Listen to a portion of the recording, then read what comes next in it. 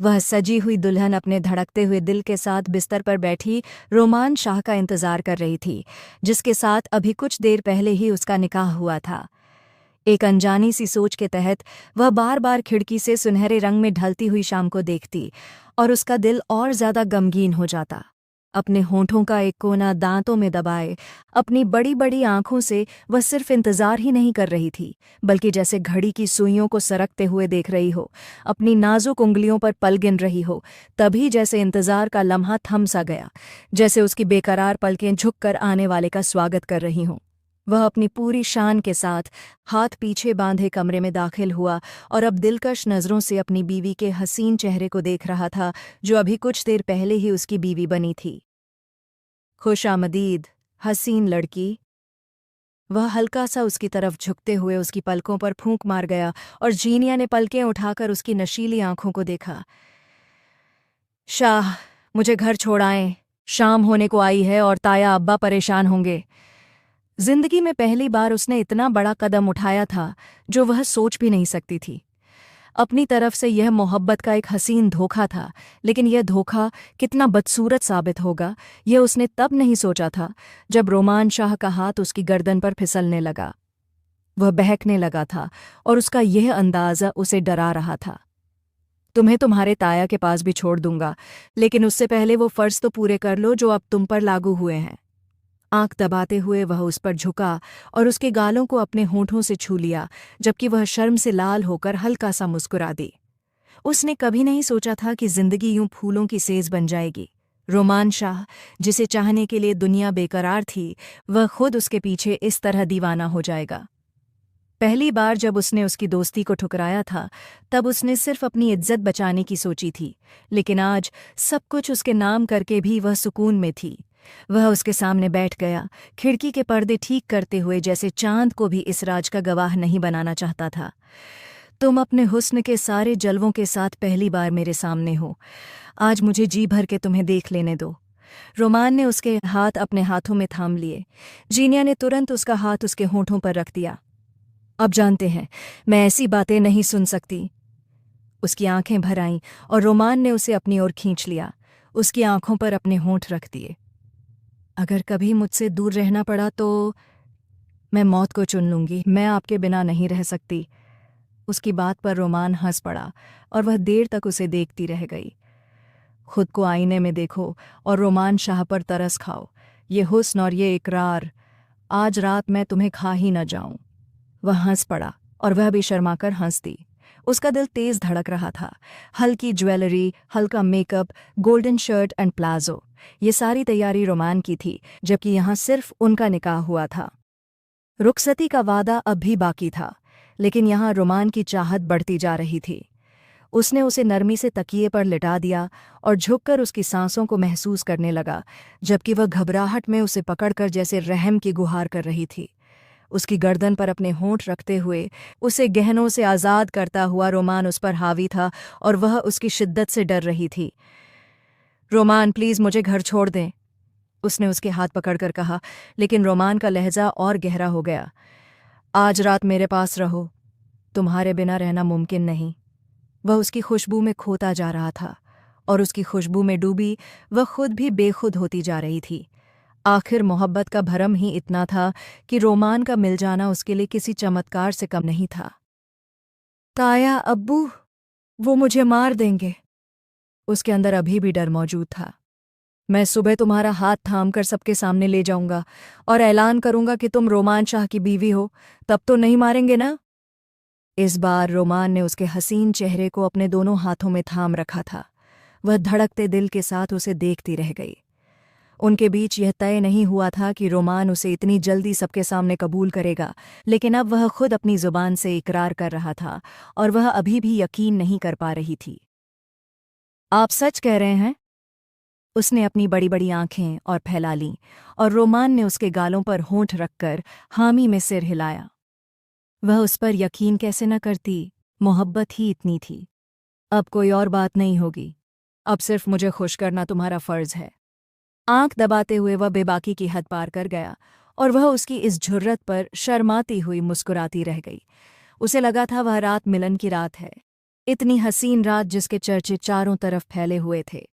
Farm house کے کمرے میں گزری وہ رات اس کی زندگی کی پہلی اور سب سے حسین رات تھی، لیکن اسے یہ اندازہ نہیں تھا کہ وہ آخری رات بھی ثابت ہونے والی ہے۔ رومان اس کی زندگی میں 6 مہینے پہلے آیا تھا، اور اتنے کم وقت میں ہی اس کا عشق ریلی اس طرح اس پر حاوی ہوا کہ وہ پردے میں رہنے والی لڑکی اپنا دل کھول کر اس کے حوالے کر بیٹھی۔ تم جانتی ہو تم بہت خوبصورت ہو، اور اس سے بڑا ظلم یہ ہے کہ تم میری پہنچ میں ہو۔ اس کے ہاتھوں کو تھامتے ہوئے وہ اس کے وجود پر نچھاور ہو گیا۔ دور کہیں اس کے تایا کے گھر میں 100 سوال اٹھائے جا رہے تھے، اس کے چرتر پر انگلیاں اٹھ رہی تھیں، لیکن اس وقت وہ رومان کے پاس تھی، اور جب محبوب باہوں میں ہو تو کچھ اور سوچنے کی فرصت نہیں ہوتی۔ رومان کے وعدوں پر اس کے سارے ڈر جھاگ کی طرح بیٹھتے چلے گئے۔ وہ اس کے سینے پر سر رکھے ہزاروں وعدے کر رہا تھا، ایک خوبصورت بھوشیہ کے سپنے اس کی آنکھوں میں سجنے لگے۔ وہ اس کے وجود پر اپنی ساری شدت لٹا چکا تھا، اور اب سکون سے آنکھیں بند کیے اس کے پاس لیٹا تھا، جبکہ جینیاں ابھی بھی اس کے ہاتھوں کو تھامے اس کے چہرے کے ہر نقش کو اپنے دل میں بسا رہی تھی، جیسے اسے ہمیشہ کے لیے یاد کر لینا چاہتی ہو۔ خدا کرے آپ ہمیشہ میرے نصیب میں رہیں، خدا کرے کوئی تیز ہوا کا جھونکا آپ کو مجھ سے دور نہ لے جائے۔ روتی آنکھوں سے دعا کرتی ہوئی وہ اٹھ کھڑی ہوئی۔ اسے لگا اب شکر ادا کرنے کا وقت ہے۔ وہ پاک ہو کر نفل ادا کرنا چاہتی تھی۔ صبح کی سنہری کرنیں اس کے چہرے پر پڑیں۔ رات کو اس نے نفل پڑھ لی تھی، لیکن فجر کی نماز قضا ہو گئی، اور اس لاپرواہی پر اسے بہت افسوس ہوا۔ نماز کے بعد جب اس نے اپنے پاس دیکھا تو حیران رہ گئی۔ رومان وہاں نہیں تھا، وہ کب اٹھا اسے پتہ ہی نہیں چلا۔ اپنا دوپٹہ سنبھالتے، گیلے بالوں کو باندھتے ہوئے وہ اٹھی اور کمرے میں ٹہلنے لگی۔ کافی دیر گزرنے کے بعد بھی جب رومان نہیں آیا تو اس نے دروازہ کھول کر باہر جھانکا۔ باہر کا ماحول بہت کھلا تھا۔ فارم ہاؤس میں نوکر چاکر موجود تھے، اور ایسا لگ رہا تھا جیسے رومان کا یہاں آنا جانا عام ہو۔ وہ واپس کمرے میں آ گئی۔ اسے اچھا نہیں لگا کہ وہ نوکروں کے سامنے یوں جائے، نہ جانے وہ اس کے بارے میں کیا سوچیں۔ کافی دیر بعد دروازے پر دستک ہوئی۔ وہ بے چینی سے اٹھی، لیکن اندر ایک ادھیڑ عمر کی نوکرانی آئی۔ اپنا سامان اٹھائیے، ڈرائیور آپ کو چھوڑ آئے گا، اس نے جیسے حکم دیا۔ اس کی نظر میں عجیب سا گھمنڈ تھا، جیسے وہ اسے پرکھ رہی ہو۔ کیا مطلب ہے آپ کا؟ رومان کہاں ہے؟ اس نے ترنت پوچھا۔ مجھے یہ بتانے کے لیے نہیں بھیجا گیا، سامان اٹھائیے۔ یہ سن کر پہلی بار اس کا چہرہ غصے سے لال ہو گیا۔ میں آپ سے پوچھ رہی ہوں، رومان کہاں ہے؟ اس بار اس کی آواز تھوڑی سخت تھی، لیکن نوکرانی کی نگاہوں میں اب بھی کوئی فرق نہیں آیا۔ وہ صبح ہی حویلی کے لیے نکل چکی ہیں، اور آپ کے لیے جو حکم تھا آپ کو بتا دیا گیا ہے۔ وہ حیران کھڑی رہ گئی۔ رومن نے کہا تھا کہ وہ اس کے ساتھ تایا کے گھر جائے گا، لیکن اب بنا بتائے اسے یہاں چھوڑ کر خود چلا گیا۔ اب وہ اکیلی تایا کا سامنا کیسے کرتی؟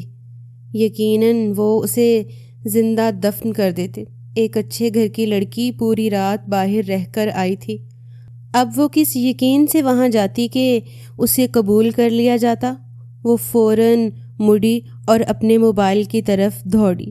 ابھی تک وہ خود کو سنبھالے ہوئے تھی، لیکن اب عجیب خیالات اس کے دماغ میں ابھرنے لگے۔ اس نے فوراً رومن کا نمبر ڈائل کیا، لیکن اس کا فون بند جا رہا تھا۔ اس نے واٹس ایپ کھولا، جہاں ایک نوٹیفیکیشن تھا۔ کانپتی انگلیوں سے اس نے وائس نوٹ چلایا۔ یہ رومن کی آواز تھی، جسے وہ لاکھوں میں بھی پہچان سکتی تھی، لیکن جو وہ کہہ رہا تھا اسے سن کر اس کے لیے کھڑا رہنا بھی مشکل ہو گیا۔ وہ کانپتے ہوئے فرش پر بیٹھتی چلی گئی۔ میں عزت کی بات عزت داروں سے کرتا ہوں، اور تم کتنے عزت دار ہو یہ میں ایک رات میں سمجھ گیا ہوں۔ پیار کا سارا ڈرامہ ختم ہوا، اب تمہاری واپسی کا وقت ہے۔ اگر ذرا بھی عزت باقی ہے تو دوبارہ حویلی مت آنا، ورنہ میرے پالے ہوئے کتے تمہیں نوچ ڈالیں گے۔ یہ بدلہ تھا اس ٹھکرائے ہوئے ہاتھ کا جو اس نے کبھی اس کی طرف بڑھایا تھا۔ اس نے موبائل اٹھا کر دیوار پر دے مارا۔ درد اتنا بڑا تھا کہ وہ رو بھی نہیں پائی۔ تکلیف نے اسے چاروں طرف سے گھیر لیا۔ اس نے اپنے بالوں کو مٹھی میں جھکڑا، اتنے زور سے چیخا کہ گلا پھٹ گیا۔ نہیں رومن، میرے ساتھ ایسا نہیں کر سکتی۔ یا اللہ، اس کی سانسیں رک رہی تھیں، ہاتھ پاؤں کانپ رہے تھے۔ یہ پینک اٹیک جان لیوا تھا، لیکن اس سے زیادہ جان لیوا وہ خبر تھی۔ وہ پاگلوں کی طرح بار بار اس کا نمبر ملاتی رہی، لیکن اب سارے راستے بند ہو چکے تھے۔ وہ خوبصورت لڑکی اس دن ایسی تباہی میں دھکیل دی گئی جس کا اس نے کبھی تصور بھی نہیں کیا تھا۔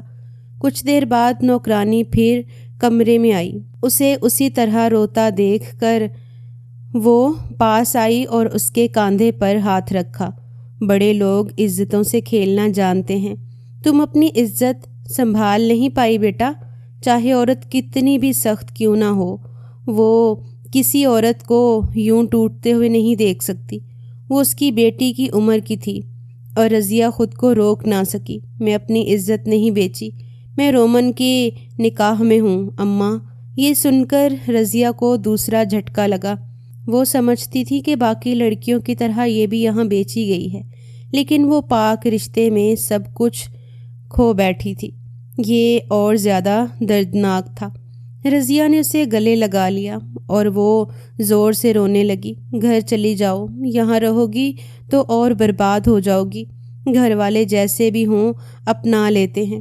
اب وہ کیا بتاتی کہ اس کا گھر ہی نہیں بچا، لیکن حقیقت یہ تھی کہ اسے ہر حال میں واپس جانا تھا۔ یہ جگہ اس کی نہیں تھی، اور جس انسان کے سہارے وہ کھڑی تھی وہ اسے بری طرح گرا کر چلا گیا تھا، بلکہ اسے روند کر چلا گیا تھا تاکہ وہ دوبارہ اٹھ نہ سکے۔ ڈرائیور نے اسے وہیں اتارا جہاں اس نے کہا تھا۔ صبح سے دوپہر ہو چکی تھی۔ وہ خود کو سنبھال نہیں پا رہی تھی۔ اس نے عبایا پہنا ہوا تھا اور سر پر حجاب تھا، جیسے وہ یونیورسٹی سے آئی ہو۔ اپنا سب کچھ وہ اس کے کمرے میں چھوڑ آئی تھی، جو اس کی بے عزتی کا گواہ تھا۔ کافی دیر تک وہ خود کو سنبھالتی رہی۔ وہ وہاں جا کر کیا کہتی؟ تایا اسے بدنام کر دیتے۔ ہر طرف درد تھا اور گھٹن تھی۔ وہ گھستے قدموں سے گھر کی طرف بڑھ رہی تھی، جیسے کوئی ہارا ہوا انسان موت کی طرف جا رہا ہو۔ اس نے تایا کے دروازے پر دستک دی، وہ دروازہ جو اس کے باپ کا تھا لیکن اب قبضے میں تھا۔ 2 بار دستک دینے پر تایا نے دروازہ کھولا۔ وہ اسے پھٹی آنکھوں سے دیکھتی رہ گئی، لیکن اس میں اتنی ہمت نہیں تھی کہ سر اٹھا کر دیکھے۔ آ گئی تم، بد چلن لڑکی، کہاں رات گزار کر آئی ہو؟ وہ اتنی زور سے چلائیں جیسے سب کو سنانا چاہتی ہوں۔ انہوں نے اسے کھینچ کر اندر کیا اور دھکا دے کر گرا دیا، پھر تھپڑ اور مکے برسانے لگیں۔ اس شور کو سن کر تنویر اور تایا جان بھی کمرے سے باہر آ گئے اور اس کی طرف بڑھنے لگے۔ اس نے کچھ نہیں دیکھا تھا، بس لپکتے ہوئے تایا کے قدموں سے لپٹ گئی۔ مجھے معاف کر دیں تایا ابا، خدا کا واسطہ ہے مجھے معاف کر دیں۔ ان کے قدموں پر سر رکھ کر وہ اتنی زور سے چیخی کہ ہر شخص سن رہ گیا، اور تایا نے جھٹکتے ہوئے اسے دور دھکیل دیا۔ کہاں تھی تم؟ رات بھر کس کے ساتھ تھیں؟ اور یہی ایک سوال تھا جس کا جواب اس کے پاس نہیں تھا۔ تنویر اس کا منہ دبوچے کھڑا تھا۔ کمرے سے نکلتی ہوئی نمرا اس کے تایا زاد جس میں اس کی جان بستی تھی، وہ اس کی طرف دوڑتی چلی آئی اور آ کر اسے تنویر سے چھڑا لیا۔ بھائی خدا کا خوف کریں، ہو سکتا ہے وہ کسی مصیبت میں ہو۔ مجھے بتاؤ تم کہاں تھی، مجھے بتاؤ زینی۔ نمرا اسے اپنی باہوں میں لے کر پوچھتی جا رہی تھی، اور وہ بس روتے ہوئے اپنے کانپتے ہوئے جسم کو سنبھالے بیٹھی تھی۔ نمرا، نمرا، اس کا نام پکار کر اس نے جانے کتنی بار کوشش کی کہ وہ سب کچھ بتا دے، لیکن یہ سب کچھ کہنا اس کے بس میں نہیں تھا، اور اگلے ہی پل اس نے وہی دعا کی کہ اس کے ہوش اڑ جائیں، اس کا دماغ پھٹ جائے، اس کی جان نکل جائے یا وہ مٹ جائے، تاکہ اسے دوبارہ ان لوگوں کا سامنا نہ کرنا پڑے۔ شاید یہ دعا قبول ہو گئی۔ اس کے ہوش بے قابو ہونے لگے۔ بند ہوتی آنکھوں سے اس نے نمرا کا دھندلا سا چہرہ دیکھا، ہاتھ بڑھا کر سہارا لینا چاہا، لیکن اگلے ہی پل وہ زمین پر گر گئی۔ یہ تکلیفوں سے راحت کا چھوٹا سا ذریعہ تھا جس پر وہ اس وقت صرف شکر کر سکتی تھی۔ نہ جانے کتنی دیر بعد اس کی آنکھ کھلی۔ وہ نمرا کے کمرے میں تھی، اسی پرانی چارپائی پر لیٹی ہوئی۔ چھت پر گھومتے پنکھے کو وہ کافی دیر تک دیکھتی رہی، پھر سر گھما کر نمرا کو دیکھا جو ہاتھ میں تسبیح لیے گھٹنوں پر سر رکھے بیٹھی تھی۔ اس نے اٹھتے ہی نمرہ کے ہاتھ تھام لیے اور نمرہ نے بھی اسے گلے لگا لیا۔ اب کیسی طبیعت ہے تمہاری زینی؟ لیکن وہ اپنی حالت میں کہاں کچھ سوچ سکتی تھی۔ وہ روتے ہوئے نمرہ کے ہاتھ پکڑتی رہی۔ نمرہ نے اس کی بات روکتے ہوئے اس کے ہونٹوں پر انگلی رکھ دی۔ تنویر بھائی اور بابا تمہاری جان لینے کا ارادہ کر چکے ہیں۔ اور پھر ہاتھ جوڑ کر بولی، خدا کا واسطہ ہے بتاؤ کہاں گئی تھی تم؟ وہ روتے ہوئے نمرہ کے گلے لگ گئی۔ میں رومن شاہ سے نکاح کر لیا تھا۔ یہ سن کر نمرہ سن رہ گئی۔ یا اللہ، اس کے ہونٹوں سے نکلا، نمرہ، رومن شاہ مجھے دھوکہ دے کر بھاگ گیا، اسے مجھ سے محبت نہیں تھی۔ یہ بات جیسے اس کے لیے ماننا مشکل تھا ویسے ہی نمرہ کے لیے بھی۔ کیا بات کر رہی ہو؟ رومن شاہ ایسا کیسے کر سکتا ہے؟ دونوں ایک ہی یونیورسٹی میں پڑھتی تھیں اور نمرہ سب جانتی تھی۔ میں نہیں جانتی، اس نے مجھے دھوکہ دیا۔ میرے ساتھ رات گزار کر اس سے آگے وہ بول نہیں پائی۔ اس کا گلا درد کرنے لگا اور نمرہ نے اسے اپنے قریب کر لیا۔ تبھی کمرے میں شگفتہ بیگم آئیں۔ اس نے کچھ بتایا ہے؟ اسے دور رکھو، اس کی بدنامی تمہارے مستقبل خراب کر دے گی، وہ اپنی بیٹی کو سمجھا رہی تھیں۔ امی، میں اسے پوچھ لیا ہے، اس کا ایکسیڈنٹ ہو گیا تھا، کوئی اسے ہاسپٹل لے گیا۔ یہ بہانہ بے بنیاد تھا، لیکن نمرہ نے یہی کہا۔ شگفتہ بیگم یقین نہیں کر رہی تھیں۔ انہوں نے اسے پکڑنا چاہا لیکن نمرہ نے روک لیا۔ امی، خدا کی قسم آپ اسے ہاتھ نہیں لگائیں گی۔ وہ اس کا ساتھ دے رہی تھی۔ پورے گھر میں یہی بات پھیلا دی گئی۔ حالانکہ تایا جان ضد کر رہے تھے کہ ہاسپٹل جا کر سچائی پتہ کریں، لیکن آخر کار بات دبا دی گئی۔ اسے سمجھا دو، اس کا یونیورسٹی جانا بند ہے اور 2 ہفتوں میں اس کی شادی ہے۔ وہ آسمان سے گر کر مصیبت میں پھنس چکی تھی۔ تیز بخار نے اسے جھکڑ لیا تھا۔ وہ گھر سے نکل نہیں سکتی تھی۔ وہ صرف ایک بار حویلی جانا چاہتی تھی، رومن سے جواب مانگنا چاہتی تھی، لیکن اس کا موبائل ٹوٹ چکا تھا اور اب اس کے پاس کوئی رستہ نہیں تھا۔ نمرہ نے اسے لوگوں کے ظلم سے تو بچا لیا تھا، لیکن تنویر سے شادی سے نہیں بچا سکتی تھی۔ تنویر جیسا عیاش مرد جو رات دن جوا کھیلتا، نکما گھر پڑا رہتا، کسی سانڈ کی طرح پھولا ہوا شخص جو اپنی جوانی مشکل سے قابو میں رکھے ہوئے تھا، بس اسے للچائی ہوئی نظروں سے دیکھتا رہتا، اور اسے خدا واسطے کا بیر تھا اپنے تایا زاد سے۔ نمرہ، میں نکاح پر نکاح نہیں کر سکتی، یہ بہت بڑا گناہ ہے۔ اس وقت وہ بھی جائے نماز پر بیٹھی تھی جب نمرہ کو دیکھتے ہوئے سسکی، اور نمرہ نے فوراً اسے چپ کروا دیا۔ تم چپ چاپ یہیں رہو، نکاح کا تذکرہ دوبارہ مت کرنا، تمہیں میری قسم ہے۔ وہ نمرہ کی محبت سے واقف تھی، لیکن یہ حقیقت تھی۔ اس کے گورے چہرے پر سرخیاں چھائی ہوئی تھیں۔ بس خاموش ہو جاؤ، جو ہوگا دیکھا جائے گا۔ ہر گزرتا دن اس کے لیے عذاب بن چکا تھا۔ وہ گویا ایک کمرے میں قید تھی۔ نمرہ نے جانے سے انکار کر دیا۔ تائی امی خود جا کر شاپنگ کرتی تھیں اور جو ضروری ہوتا وہ لے کر دے دیتی تھیں۔ تنویر مطمئن تھا، ہو سکتا تھا کہ وہ یہ نکاح کبھی نہ کرتی، ساری زندگی اسے اسی الزام اور بدنامی کے ساتھ جینے دیتی، لیکن اس کے نام کی زمین اور گھر حاصل کرنے کے لیے یہ ضروری تھا، کیونکہ سکندر شاہ کی وصیت کے مطابق جب تک اس کا نکاح نہیں ہوتا وہ اپنی جائیداد کسی کے نام منتقل نہیں کر سکتی تھی۔ اس نے کمرے سے نکلنا ہی چھوڑ دیا تھا۔ وہ اس شخص کو بددعا تک نہیں دے پا رہی تھی جس نے اس کی زندگی تباہ کر دی اور خود رنگینیوں میں کھو گیا۔ اگر غصہ 1 دن یا 1 ہفتے کا ہوتا تو سہا جا سکتا تھا، لیکن یہ بے وقوفی تھی، اور بے وقوفی انسان کو ٹکڑوں میں توڑ دیتی ہے۔ ساری تیاریاں مکمل ہو چکی تھیں۔ 2 ہفتے گزر چکے تھے اور اس کے نکاح میں صرف 2 دن باقی تھے۔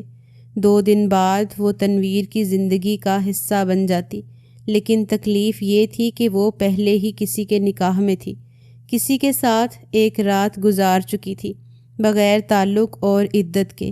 یہ سب ممکن نہیں تھا۔ اس دن بھی وہ بخار میں جلتے ہوئے جسم کے ساتھ گھٹنوں پر سر رکھے بیٹھی تھی۔ چاروں طرف مایوسی اور اندھیرا تھا۔ تبھی نمرہ کمرے میں آئی۔ چلو ہم دوائی لینے جا رہے ہیں، میں ابا سے اجازت لے لیتی ہوں۔ وہ حیران رہ گئی۔ نمرہ الماری سے اس کی چادر نکال رہی تھی۔ خدا کا واسطہ ہے اٹھو، اس سے پہلے کہ ابا کا ارادہ بدل جائے۔ کیا تایا ابو نے سچ میں اجازت دے دی ہے؟ اس نے پوچھا اور نمرہ نے چادر اوڑھ کر اسے سہارا دے کر کھڑا کیا۔ تنویر بھائی ساتھ جا رہے ہیں، بخار نہیں اتر رہا، ڈاکٹر کو دکھانا پڑے گا، ایسے ہی حالات رہے تو ایک دن مر جاؤں گی۔ اور اس نے دل ہی دل میں دعا کی کہ کاش وہ مر جائے۔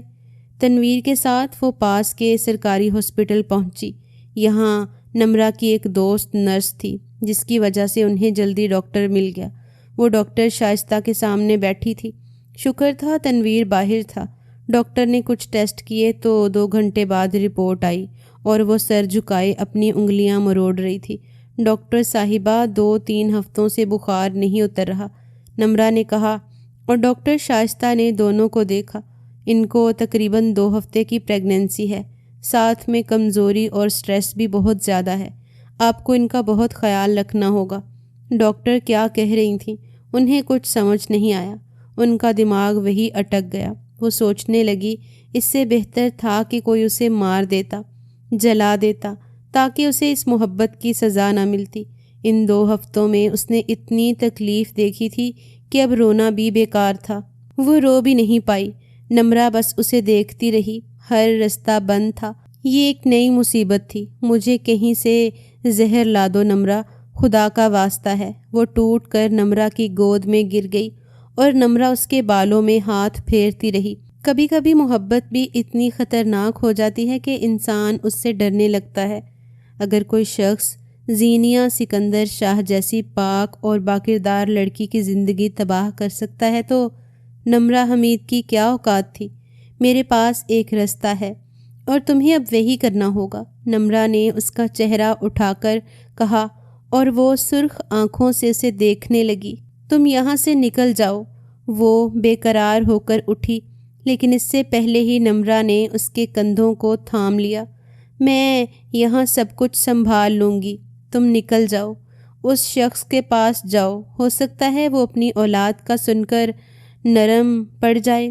خدا کا واسطہ ہے انکار مت کرنا، زینی اور کوئی رستہ نہیں ہے، اپنے ساتھ ساتھ اس معصوم جان کی زندگی برباد مت کرو، یہ لوگ تمہیں جان سے مار دیں گے۔ لیکن تم، اسے نمرہ کی فکر تھی، میں ان کی بیٹی ہوں، کم سے کم 10 دن غصہ کریں گے، میں منا لوں گی سب کو، لیکن تم نکل جاؤ۔ اور اس نے نمرہ کو اپنے گلے سے لگا کر بے تحاشا اس کا ماتھا چوم ڈالا۔ میں تمہارا کون سا احسان اتاروں گی؟ بھیڑیوں کی بستی میں کسی ایسے انسان کا موجود ہونا اس بات کی گواہی ہے کہ خدا ابھی بھی تمہارے ساتھ ہے۔ اس روز یہ نمرہ کا فیصلہ تھا جس پر اسے ہر صورت عمل کرنا تھا۔ اگر وہ عمل نہ کرتی تو ماری جاتی، اور اس کے ساتھ ساتھ ایک اور جان بھی دنیا میں آنے سے پہلے ختم ہو جاتی۔ وہ مائیوں کی رات تھی، اسے زرد رنگ کا شرارہ پہنایا گیا، اس کے ہاتھ پر مہندی لگائی گئی، مائیوں کی رسم ہوئی۔ تنویر اس کے پہلو میں بیٹھا ہلکی پھلکی چھیڑ خانیاں کرتا تھا، لیکن وہ سر جھکائے کسی اور ہی سوچ میں مبتلا تھی۔ اور کچھ دیر گزرنے کے بعد نمرہ نے اسے سہارا دے کر اٹھا لیا۔ اس کی طبیعت ٹھیک نہیں ہے، آرام کرے گی، اور ویسے بھی اب میری باری ہے، میں اپنے بھائی کی رسم کروں گی، تب تک یہ کل کے دن کے لیے تیار ہو جائے گی۔ کھلکھلاتی ہوئی نمرہ اپنے چہرے سے بھلا کہاں خبر دینے والی تھی کہ وہ کون سی ترکیب استعمال کر رہی ہے۔ ہاں تم اسے اندر لے جاؤ، شگفتہ بیگم نے اجازت دے دی۔ وہ تو چپ چاپ کسی بھوت کی طرح وہی کر رہی تھی جو نمرہ نے کہا تھا۔ اس دنیا میں اگر وہ کسی پر آنکھیں بند کر کے اعتبار کر سکتی تھی تو وہ یہی ایک لڑکی تھی۔ اسے کمرے میں لانے کے بعد نمرہ نے ایک سادہ سا سوٹ اور عبایا اس کے ہاتھ میں دیا۔ اسے پہن لو، میں دروازہ بند کر رہی ہوں، کسی کو اندر نہیں آنے دوں گی، پچھلی راہداری سے گزرتے ہوئے مجھے پرانے واش روم کے پاس ملنا۔ جلد بازی میں اسے بات سمجھاتے ہوئے وہ باہر کی طرف لپکی اور اس نے نمرہ کے دونوں ہاتھوں کو تھام لیا۔ میں دعا کروں گی کہ ایک بار پھر تم سے ملاقات ہو۔ آنسو اس کی آنکھوں سے ٹوٹ کر گر رہے تھے۔ اور میں دعا کروں گی کہ تم واپس پلٹ کر یہاں نہ آؤ۔ یہ بس بچھڑنا تھا اس عظیم لڑکی سے جس نے وفا اور دوستی کی ہر حد کو پار کر لیا۔ اس سے بچھڑنے کا وقت تھا۔ اس نے اس کے تمام احسانات اپنے کاندھوں پر لاد کر یہاں سے نکلنا تھا۔ اس نے عبایا پہن لیا۔ نہایت احتیاط کے ساتھ کھڑکی سے پھلانگتے ہوئے وہ پچھلی دیوار سے گزرتی نمرہ کی بتائی ہوئی جگہ پر جا رہی تھی۔ بس دل دھڑک رہا تھا، قدم لڑکھڑا رہے تھے۔ اس وقت وہ رومن شاہ کی بیوی نہیں بلکہ اس ننھی سی جان کی ماں تھی۔ بیٹی ہونے کے حق کو تو ماں باپ کی آنکھیں موندتے ہی ختم ہو گیا، اور بیوی کا حق شاید اس وقت جب وہ اسے چھوڑ کر دوسرا راستہ چن گیا۔ اس وقت ایک ہی رشتہ تھا اس کے پاس، وہ کسی کی ماں تھی، دنیا کا سب سے مضبوط رشتہ۔ نمرہ پہلے ہی اس کی منتظر تھی۔ اس کے ہاتھ کھینچ کر اسے دروازے تک لے آئی اور دروازہ کھول دیا۔ وہ پچھلی گلی کا زنگ زدہ دروازہ جو ایک عرصے سے بند تھا عجیب سی آواز کے ساتھ کھلا اور نمرہ نے اسے باہر دھکیل دیا۔ فی امان اللہ۔ وہ پلٹ کر ایک بار نمرہ کو دیکھ بھی نہ پائی، بس وہ بھاگتی چلی جا رہی تھی اس رستے سے باہر۔ یہاں سے وہ کہاں جاتی یہ سب معلوم نہیں تھا، بس سب کچھ خدا کے سپرد تھا۔ وہ اندھا دھند بھاگتی چلی گئی، پھولی ہوئی سانسیں، بہتے ہوئے آنسو، بخار میں مبتلا جسم، اور اسی راستے پر آ کر وہ رکی جہاں یونیورسٹی کی بس ان دونوں کو لینے کے لیے آتی تھی اور یہاں سے شہر کا رستہ شروع ہو جاتا تھا۔ اس نے پلٹ کر وہ حدود دیکھی۔ یہاں بہت کچھ کھویا بھی تھا اور بہت کچھ پایا بھی تھا، بہت کچھ ایسا جو شاید وہ کبھی نہیں بھول سکتی تھی۔ اچانک دور سے آنے والے رکشہ کی آواز پر وہ گردن موڑ کر دیکھنے لگی۔ خود کو عبایا میں یوں کور کر رکھا تھا کہ کوئی اسے آسانی سے پہچان نہیں سکتا تھا۔ رکشہ اب اس کی طرف آ رہا تھا۔ اس نے نمرہ کا عبایا پہنا ہوا تھا۔ قریب آ کر رکشے والے نے رکشہ روک دیا۔ وہ ابھی تک چند قدموں کے فاصلے پر کھڑی رہی جب گاؤں کے رحمان چچا نے اسے خود مخاطب نہیں کیا تھا۔ بیٹا آ جاؤ، ٹائم بہت زیادہ ہو چکا ہے۔ اور حیران ہوتی ہوئی وہ قدم بڑھا کر رکشہ میں بیٹھ گئی۔ خوف اس قدر مسلط تھا کہ وہ پوچھ ہی نہیں پائی کہ وہ یہاں کیسے۔ بس وہ ایک انجانے راستے پر جا رہی تھی اور وہ خاموشی سے درود شریف کا ورد کر رہی تھی۔ میں تو اب بزرگ آدمی ہو چکا ہوں، اتنی رات کو نہیں جاتا، لیکن نمرہ بیٹی اس وقت میرے گھر آئی اور مجھے بتایا کہ ان کی کسی دوست کو ارجنٹ شہر چھوڑنا ہے۔ اب میری بیٹیوں کی طرح ہے، اتنی منت کر رہی تھی تو تمہارے چچا کو نکلنا پڑا۔ اور اس نے روتے ہوئے چہرہ ہاتھوں پر گرا لیا۔ خدا تمہارے نصیب میں کبھی رومن شاہ جیسا شخص نہ لکھے میری جان۔ میں نے اگر زندگی میں لاکھوں برے چہرے دیکھے ہیں تو تمہارا چہرہ ان سب کی گندگی دھو سکتا ہے۔ شہر کی حدوں میں ہی رحمان چاچا نے اسے اتار دیا۔ اس کے پاس دینے کے لیے کرایہ تو نہیں تھا، لیکن پھر بھی وہ ان کے سامنے آئی تاکہ انہیں بتا سکے۔ لیکن وہ رکشہ موڑنے لگے اور وہ اور حیران ہوئی۔ چچا کرایہ؟ وہ تو ہو چکا ہے بیٹا، خدا حافظ۔ اور وہ بس واپس پلٹ آئی۔ وہ رات اس نے کس طرح گزاری تھی وہی جانتی تھی۔ وہ اسی شہر کا بھاسی تھا، یہ بھی وہ اچھی طرح جانتی تھی۔ اور جب محبت کے دن چم پر تھے، ایک بار وہ اسے اپنی حویلی کے بارے میں بتا چکا تھا۔ میں رومن شاہ سے ملنا چاہتی ہوں، ان کی بیوی ہوں اور ان کے بچے کی ماں بننے والی ہوں۔ یہ ایک نیا خلاصہ تھا۔ حویلی کے مکین اسے حیران ہو کر دیکھتے رہ گئے۔ کئی لوگوں کی نظر میں طنز تھا۔ وہ بڑے بڑے لوگ اور ان کی چھوٹی سوچ اس پر حاوی تھی۔ میرا بیٹا نہ جانے کتنوں سے نپٹتا ہے۔ اب کون خود کو اس کی بیوی سمجھتی ہے اس کا تو مجھے اندازہ نہیں، لیکن اب تم جا سکتی ہو۔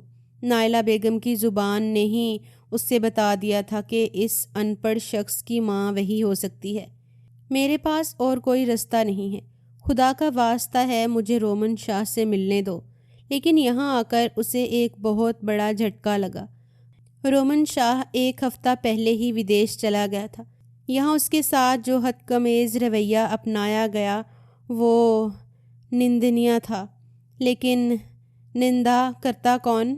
افتخار شاہ نائلہ بیگم نے اسے گارڈز کے ہاتھوں حویلی کے باہر پھینکوا دیا تھا۔ وہ دن بھر کی بھوکی پیاسی لڑکی سارا دن ان کے دروازے پر بیٹھی رہی۔ اسے یقین ہو چکا تھا کہ محبت مغافات پر اتر آئی ہے۔ محبت نے اسے تذلیل کے قابل سمجھ لیا ہے اور اب در در کی ٹھوکریں اس کا مقدر ہیں۔ آفس کے اس وشال اور عارض کمرے میں وہ گلاس ڈور سے باہر دیکھتا نہ جانے، لیکن سوچوں میں مگن تھا۔ سگریٹ سلگتے ہوئے خوشبودار دھوئیں کو ہوا میں اڑا رہی تھی، لیکن وہ انہیں سوچوں پر اٹکا ہوا تھا جو اس پر بھاری تھیں۔ وہ دن آج بھی اسے سلگا دیتا جس دن اس نے سب دوستوں کے کہنے پر اس حجاب لڑکی کی طرف دوستی کے ہاتھ بڑھائے اور وہ اسے اپنی تیز نظروں سے دیکھتی ہوئی دھتکار کر نکل گئی۔ دوسری بار پھر وہ اس حسین لڑکی کے سامنے آیا تھا۔ میں رومن شاہ ہوں اور اسے اپنی خوش نصیبی سمجھو کہ تمہارے سامنے ہاتھ پھیلائے کھڑا ہوں۔ لیکن اس لڑکی نے اسے خود سے دور دھکیل دیا۔ خوش نصیبی اور بد نصیبی لکھنے والے آپ کون ہوتے ہیں؟ بڑی حویلی کے بگڑے ہوئے رئیس زادے۔ میں اپنی عزت کے معاملے میں جوتے کی نوک پر رکھتی ہوں، اور اس دن اسے اتنی تذلیل کا نشانہ بنایا گیا تھا صرف وہی جانتی تھی۔ ورودھی پارٹی کی باتیں اور ٹھکرائے جانے کا دکھ۔ اس رات اس نے سوچ لیا تھا وہ ایسا ہاتھ مارے گی کہ اس لڑکی کو ماننا ہی پڑے گا۔ رومن شاہ اس کی بد نصیبی کی بنیادیں بن سکتا ہے۔ اس رات اسے استعمال کرنے کے بعد اپنی شدت کا نشانہ بنا کر وہ اسے وہی چھوڑ کر چلا آیا اور اس کے بعد سارے سمپرک ختم کر دیے۔ یہ اس کی آہنگ کی تسلیل تھی۔ وہ ہار کر بھی جیت گیا۔ سب کچھ مکمل تھا۔ اس دن حویلی آنے کے ٹھیک 2 دن بعد ہی وہ ودیش چلا گیا، لیکن نہ جانے کیوں ضمیر بار بار اسے کہتا تھا کہ وہ جیت نہیں بلکہ ہار گیا ہے، بہت بری طرح۔ اس رات حویلی کی نوکرانی رضیہ جو پہلے فارم ہاؤس میں بھی اسے مل چکی تھی، ایک بار پھر آ کر اس کے سر پر ہاتھ رکھا۔ وہ بس نڈھال پلکیں اٹھا کر اسے دیکھتی رہی۔ اماں میری مدد کریں، مجھے رومن شاہ تک پہنچا دیں۔ اور رضیہ بی نے اسے اپنے ساتھ لگا لیا تھا۔ چلو میرے گھر چلو، خدا کی قسم، خدا کی زمین پر سارے لوگ برے نہیں ہوتے۔ بس مسئلہ یہ تھا کہ اس کا واسطہ صرف برے لوگوں سے پڑا تھا۔ رومن شاہ واستو میں ودیش چلا گیا ہے۔ تمہارے پاس 2 راستے ہیں میرا بیٹا، یا تو خود کو ختم کر لو یا پھر ایک نئے سرے سے آغاز کرو اس جان کے لیے جو تمہارے پیٹ میں موجود ہے۔ رضیہ بی اور شیر چچا علاقے کے سب سے بوسیدہ گھر میں رہنے والے ایک غریب جوڑا تھا۔ ایک عرصے پہلے ان کی بیٹی کے ساتھ یہی سلوک ہوا۔ اس علاقے کے کسی درندے نے اس پر اپنی وحشت دکھائی اور اس کے بعد اس نے موت کو گلے لگا کر اپنے بوڑھے ماں باپ کو اکیلا چھوڑ دیا۔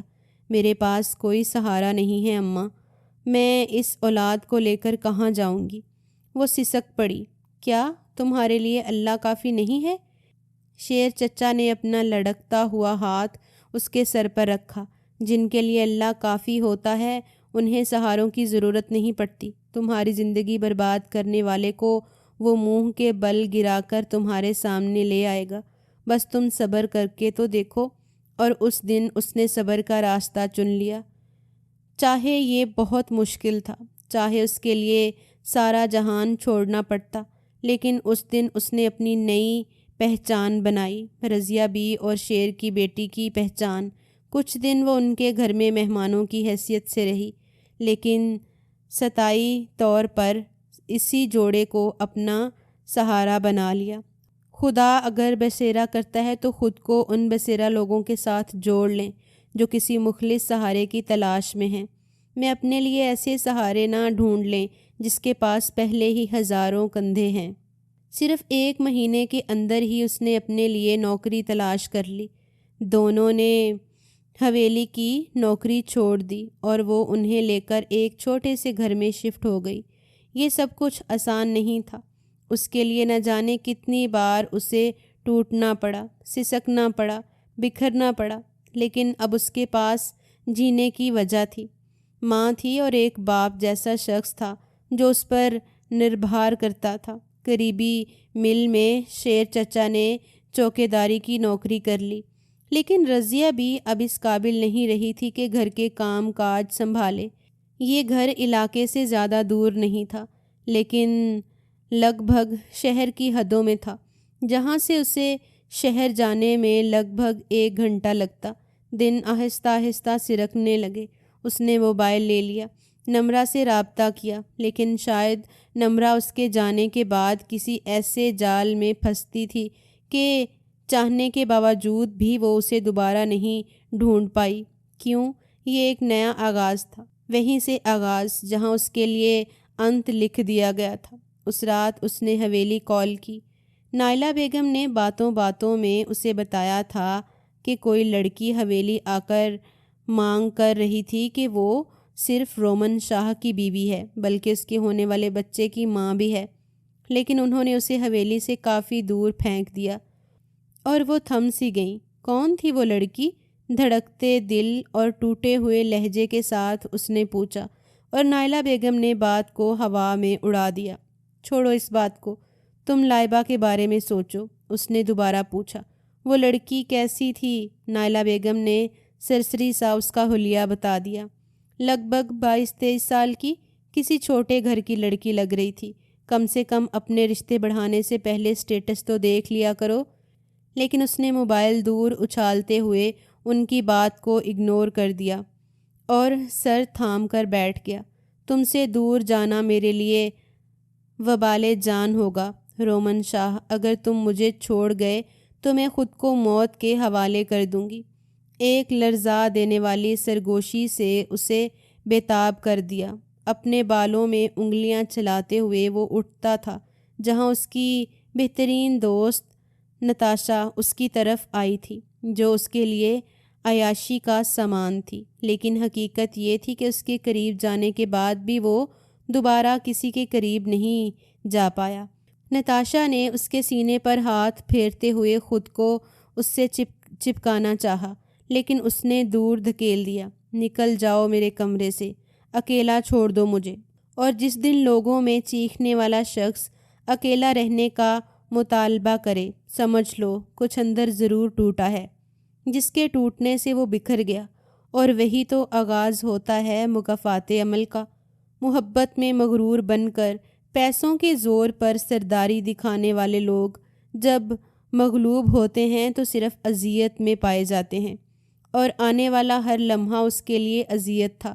صرف 1 ہفتے کے بعد ہی وہ حویلی واپس آ گیا۔ حویلی اور یونیورسٹی اس نے ہر جگہ چھان مارا جہاں سے اسے اس لڑکی کا پتہ مل سکتا تھا، لیکن وہ خود کو سمٹ کر چکی تھی۔ وہ اس کے تایا کے دروازے پر بھی گیا، لیکن وہاں نمرہ کی زبان سے جو کچھ پتہ چلا وہ اسے ہلا دینے کے لیے کافی تھا۔ اس کی مدد کرنے کے بعد، اپنے پاپا کو ناراض کرنے کے بعد، نمرہ بھی اس بات پر مطمئن تھی کہ شاید وہ محفوظ ہاتھوں میں چلی گئی ہے، لیکن وہ ہاتھ جو پہلے اذیت میں دھکیل سکتے تھے دوبارہ کیسے محفوظ ہو سکتے تھے؟ نمرہ کا نکاح اس کے خالہ زاد سے کر دیا گیا۔ خدا کسی بھی اچھے انسان کا انجام کبھی برا نہ لکھے۔ خدا کبھی بھی کسی اچھے انسان کا انجام برا نہیں لکھ سکتا۔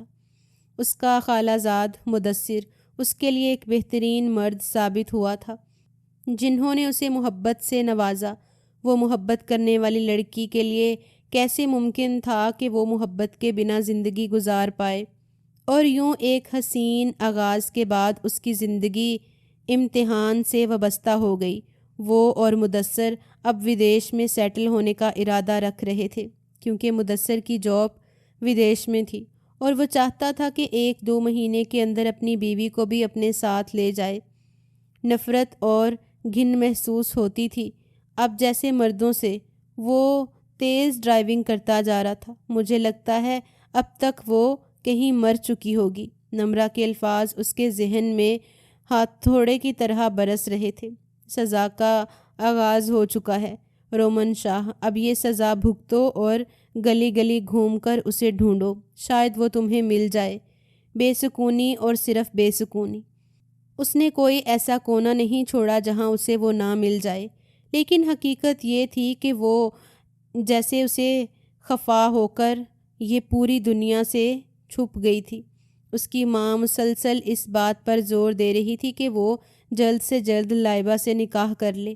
لائبہ اس کے آس پاس منڈلاتی رہتی، لیکن وہ صرف ایک لڑکی کے لیے سارا جہان چھوڑ دینے کے لیے بیٹھا تھا، جو اسے صرف ایک رات کے لیے ملی تھی، جسے وہ بہت بری طرح گنوا چکا تھا، جبکہ دوسری طرف وہ صرف اپنے معصوم پھول کو جنم دینے کے بعد اسے محبتیں حاصل کر رہی تھی۔ یہ 9 ماہ کا عرصہ ایسے ہی تھا جیسے صدیاں بیت گئی ہوں۔ ایک ایک دن اس نے کیسے گزارا صرف وہی جانتی تھی۔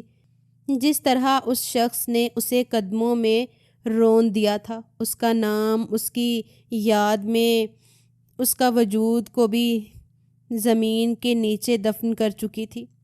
شیر چچا نے اسے اکثر بتایا تھا کہ رومن شاہ واپس آ گیا ہے حویلی میں، اس کے حوالے سے چھان بین جاری ہے، اسے ڈھونڈنے کے لیے بےتاب ہے، اور رومن شاہ کے قصے تو علاقے میں زبانیں عام ہو گئے۔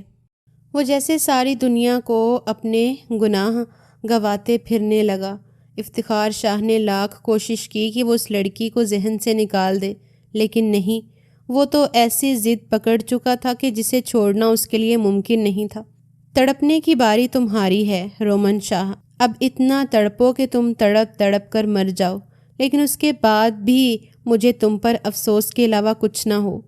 وہ اب پتھر کی ہو چکی تھی۔ عورت کو خدا نے ایک پھول کی طرح تراشا ہے، اور اگر اس پھول کو مسل دیا جائے تو پھر وہ کسی کام کا نہیں رہتا، اور اسے بھی مسل دیا گیا تھا پوری طرح۔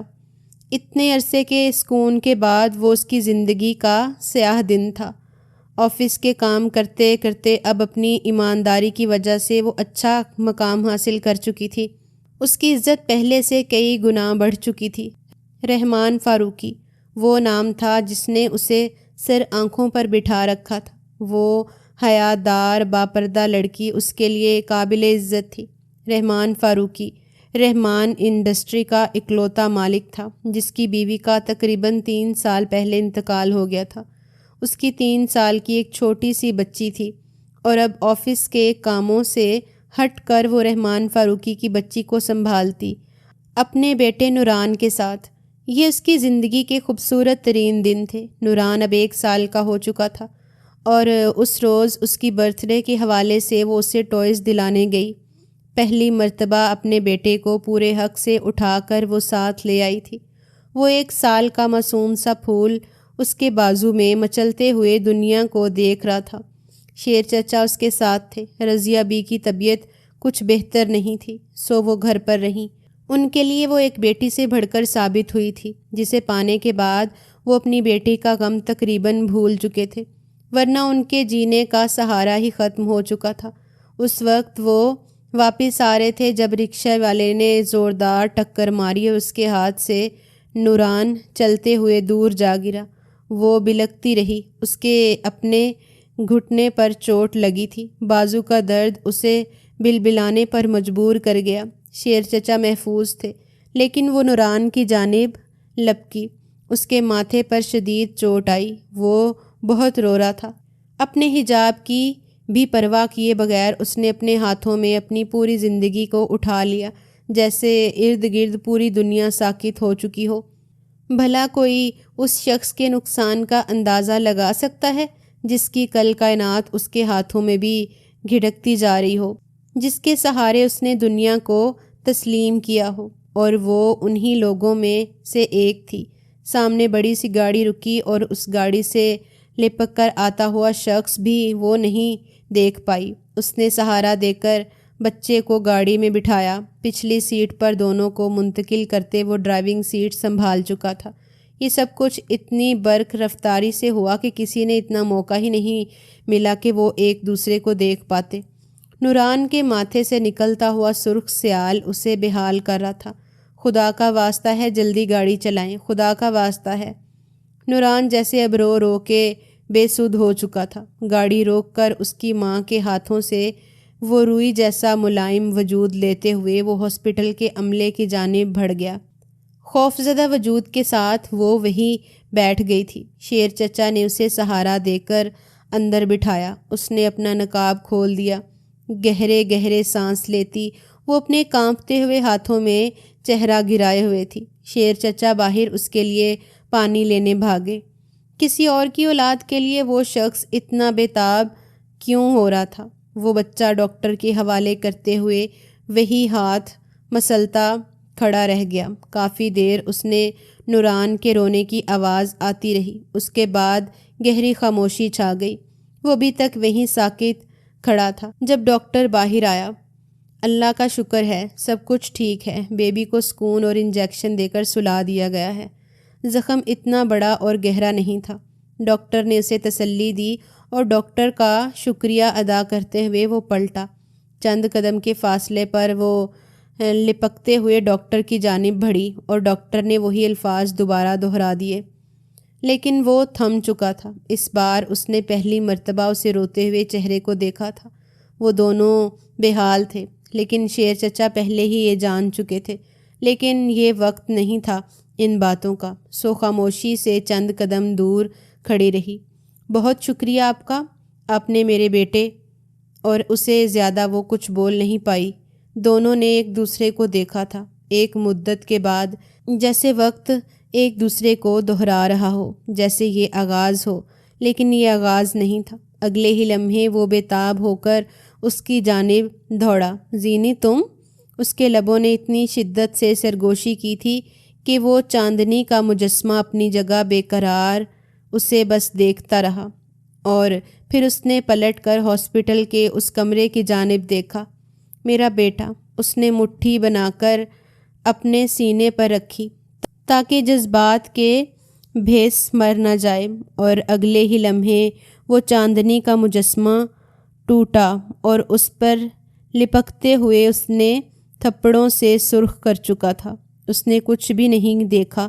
ہاسپٹل کا ماحول، ارد گرد آتے جاتے لوگ، اس شخص کی عزت وقار، سب کچھ مٹی میں مل گیا۔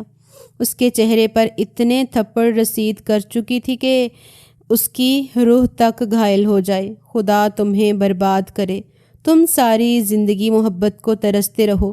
وہ بس چپ چاپ مار کھائے جا رہا تھا۔ ایک بار بھی ہاتھ اٹھا کر اس کے ہاتھوں کو تھامنے کی کوشش نہیں کی۔ اتنے عرصے کا انتظار اب ختم ہوا تھا۔ اب وہ اس کے بازوؤں میں تھی۔ نکل جاؤ میری زندگی سے، نہ مجھے تمہاری ضرورت ہے، نہ تمہارے نام کی، اور نوران میرا بیٹا ہے۔ شیر چچا اسے سنبھال رہے تھے۔ لوگ ارد گرد کھڑے تماش بین بنے ہوئے تھے، لیکن وہ بس بہتے ہوئی آنکھوں کے ساتھ اپنی تباہی کو دیکھ رہا تھا۔ یہ اس کا مقدر تھا جو اس نے خود لکھا۔ اس روز اسے اندازہ ہوا تھا بدنصیبی صرف دوسروں کے حق میں نہیں لکھی جاتی، بے دہانی میں دوسرے کے حق میں لکھی ہوئی بدنصیبی ہمارا مقدر بن جاتی ہے۔ اس روز اس کے پاس سب کچھ تھا، اس کی اولاد تھی، اس کا اپنا بیٹا، مخلص رشتے، لیکن وہ خالی ہاتھ کھڑا شخص وہیں کھڑا رہ گیا۔ اس روز اس شاندار حویلی کے لان میں سر گرا کر بیٹھا ہوا شخص رومن شاہ تھا، وہی مغروری کے اعلیٰ عہدے پر فائز رومن شاہ، جسے افتخار شاہ نے صرف مغرور بننا سکھایا تھا، جسے نائلہ بیگم نے دوسروں کی زندگیوں کو روندنا سکھایا تھا، اور آج اس کی اپنی زندگی بربادیوں کا شکار تھی۔ ماما، خدا کے لیے اسے منا کر لائیے۔ بابا، صرف ایک بار میں اپنے بیٹے سے ملنا چاہتا ہوں۔ چیخ چیخ کر روتے ہوئے وہ اپنے ماں باپ کے سامنے التجا کر رہا تھا، لیکن وہ ہر چیز اسے زبردستی دلانے والے آج بے بس کھڑے تھے۔ کم سے کم اولاد کی تربیت کرتے وقت یہ خیال لازمی رکھنا چاہیے کہ زندگی میں کبھی انہیں ایسی ہار کا سامنا نہ کرنا پڑے جو دوسروں کی زندگی سے کھیل کر حاصل کی جائے۔ افتخار صاحب اور نائلہ بیگم خود چل کر اس کے دروازے پر گئے تھے۔ نائلہ بیگم کتنی دیر اس گول مکول سے بچے کو دیکھتی رہی جو شکل و صورت میں ان کے بیٹے کا عکس تھا۔ آپ لوگ یہاں سے جا سکتے ہیں۔ مجھے ہمیشہ بڑوں کی عزت کرنا سکھایا گیا ہے۔ میں اس طرح آپ کو واپس نہیں بھیج سکتی جس طرح آپ نے مجھے بھیجا تھا۔ وہ اپنی بات بیان کر کے وہاں سے اٹھ کر چلی گئی۔ وہ اس کے سامنے سر جھکائے شرمندہ بیٹھی رہیں۔ اپنی اکلوتی اولاد کے لیے انہیں اپنی ضد توڑ دینا چاہیے تھا، لیکن غلط وقت پر اگر وقت پر اسے تسلیم کر لیتی تو شاید آج حالات کچھ اور ہوتے۔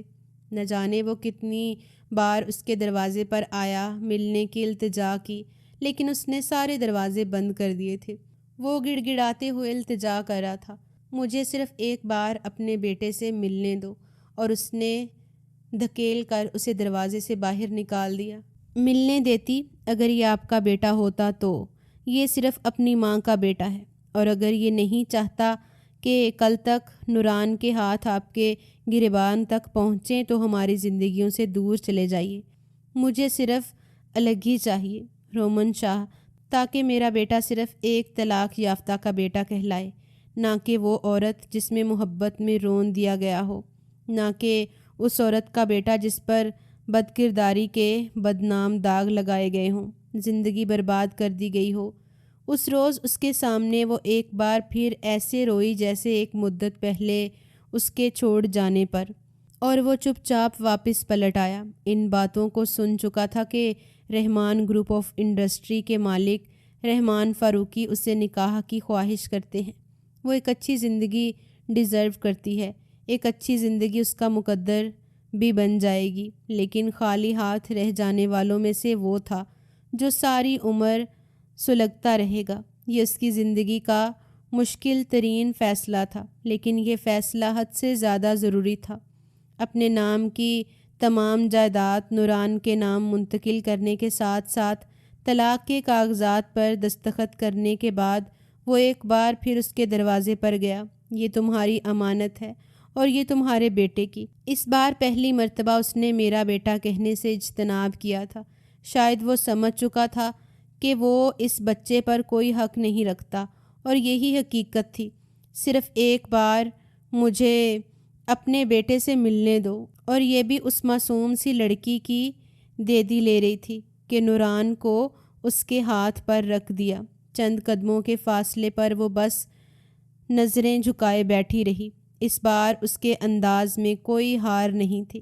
اس بار وہ سر اٹھا کر اس کے مد مقابل آئی، آنسوؤں کے درمیان اپنے بیٹے کو بے تحاشا چومتے ہوئے وہ اسے گلے لگا کر اس کی خوشبو کو محسوس کرتا رہا، اور وہ روئی جیسا سفید وجود اس کے انجانے لمس پر بس اسے مسکراتے ہوئے دیکھتا رہا۔ میرے بیٹے کا اور اپنی بیٹی کا خیال رکھیے گا شیر چچا، یہ احسان میں ساری زندگی نہیں بھولوں گی۔ اس نے آخری بار شیر دل کو گلے لگا لیا، جو باپ نہ ہونے کے باوجود باپ کہلانے کا حقدار تھا، اور اس روز وہ ہمیشہ کے لیے ان لفظوں کو خیر بات کہہ کر بیرون ملک چلا گیا۔ یہی اس کا اختتام تھا، ایک ایسا اختتام جس کے بعد شاید ہی آغاز ممکن ہو۔ اپنی عزت نفس کو ہمیشہ مقدم رکھیے۔ محبت بار بار مل جاتی ہے، لیکن عزت نفس اگر قدموں میں رکھ دی جائے تو وہ بے نام و نشان ہو کر رہ جاتی ہے۔ اگر کوئی آپ سے دامن چھڑا کر دور چلا جائے اور ایک عرصے کے بعد پلٹ کر آپ کی خبر گیری کرے تو اسے قدموں میں بٹھانے والے شخص کو قابل رحم سمجھیے، قابل محبت نہیں۔